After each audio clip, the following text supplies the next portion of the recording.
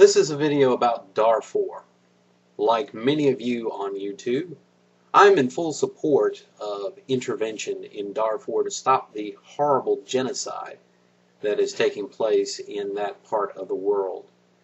You've got a situation where people are being slaughtered because of their ethnic background by an extremist religious group, and it just has to stop. The killing has to stop. And I am in full support of my government, the United States, as well as the United Nations and other governments, working to intervene and to stop the genocide there in Africa, in that country. But I also wanted to point out about this, it amazes me as I talk to people about the need to intervene in Darfur and talk about others who are in support of that.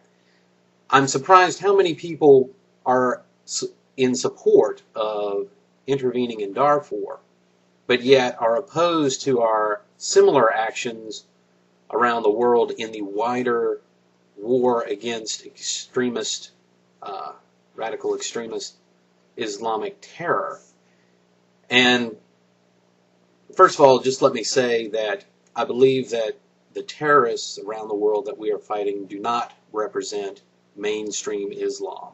These are people who have extreme religious beliefs outside the mainstream of Islam, who don't really love Allah. They have a love for death and destruction. But let me just talk about some of the things, because I talk to people about Darfur, and they're all for about doing something in Darfur, but they're opposed to the war in Iraq, or opposed to the war in Afghanistan, and they're like, bring the troops home. And I tell them it's all part of, a larger picture here. I mean, people will tell me, oh, well, Darfur is different. Okay, well, let's think for a minute. In Darfur, you've got people being massacred by an extremist religious group because of their ethnic differences. Let's see, in Iraq, you have extremist militias who are fighting against other groups because of their ethnic background, whether it's Sunni, Kurd, or Shia.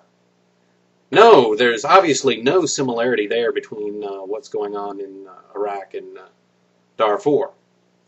Sarcasm. In case you missed that. They're very much the same. This is part of a larger conflict worldwide. Our nation's fighting in Iraq, in Afghanistan, Sudan, various places around the world.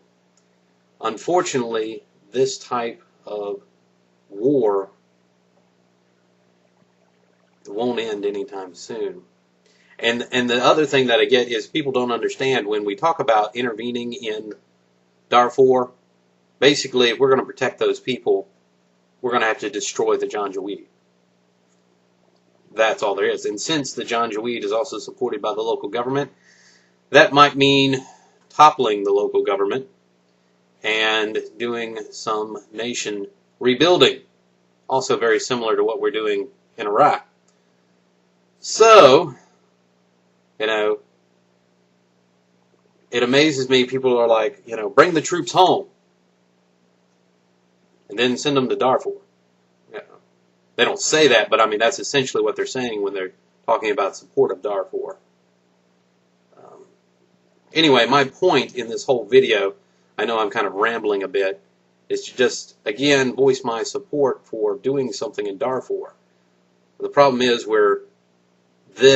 if we do something in Darfur, it's going to be yet another bloody conflict. Something that none of us want. I don't want it. But war isn't a good thing. War is never a good thing. It's one of those things that sometimes you have to do, even though nobody really wants to do it. That's all I'm going to say for now. There'll probably be more later. But anyway, once again, save Darfur.